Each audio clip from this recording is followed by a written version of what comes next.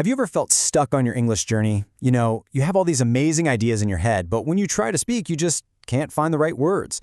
Well, today we're going to dive into an incredible story about how some super simple daily habits done right from your own home can completely change your game. Let's get into it. And this quote right here, this is where it all begins. It's this powerful idea that challenges aren't roadblocks, they're actually our best teachers. This is all about reframing those tough moments and turning them into fuel for your growth. So, where does a journey like this start? Well, it often begins in a place that probably feels pretty familiar to a lot of us. It starts with that silent struggle, where the fear of making a mistake feels way, way louder than your actual desire to speak. I mean, does any of this ring a bell? You're in a group, your mind is just buzzing with things to say, but you stay quiet because the words won't come out in English. It's that awful fear of being judged, right? That little voice in your head that whispers, maybe English just isn't for me. That's the wall so many of us hit. But here's the thing about walls. They can be broken down. And for our inspiration today, Muniba Mazari, it wasn't some expensive course or a big trip that did it. Nope. It was one single, incredibly simple question that she asked herself. Let's really look at this pivotal moment, because this wasn't just a question. It was a complete shift in mindset. It was the spark that lit the fire for a whole new way of learning. And here it is. If others can speak, why can't I? Just let that sink in for a second. This question is so powerful because it completely flips the script. It stops being about all the reasons you can't do something and focuses on your potential. It's basically you declaring to yourself, hey, this is possible for me too. And that question led to this huge realization. Fluency isn't some magic talent you're born with. It's not about luck. It's a skill. And just like any other skill, it's built, it's forged, piece by piece through the small things you do every single day. Okay, so let's get practical. This is the real heart of it all. We're going to break down the simple, powerful methods you can start using literally today to build your English skills all from the comfort of your own room. So think of these as your 4 pillars. First up, active listening. And hey, you're not trying to catch every single word, you're just feeling the rhythm, hearing what confidence sounds like.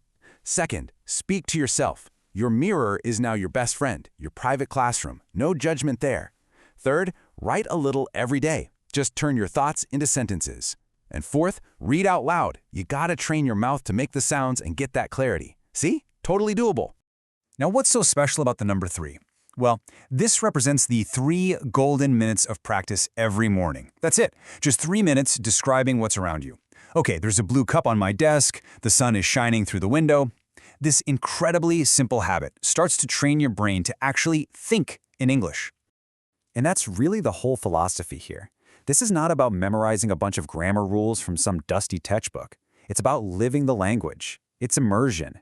You change your phone's language, you listen to English music, you follow English accounts on social media, you just surround yourself with it until it feels like a part of you.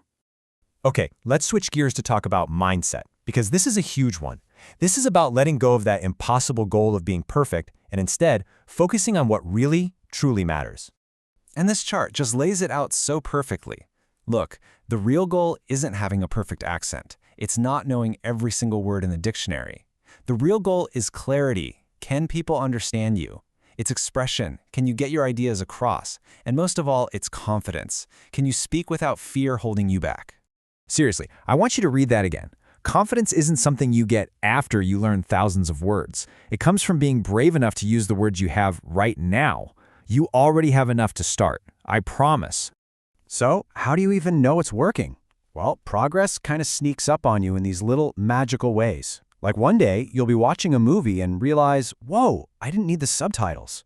Or you'll reply to someone instantly without doing that quick translation in your head. You'll start thinking in English. And then, the ultimate sign, you'll even start dreaming in English. That's when you know it's really clicking.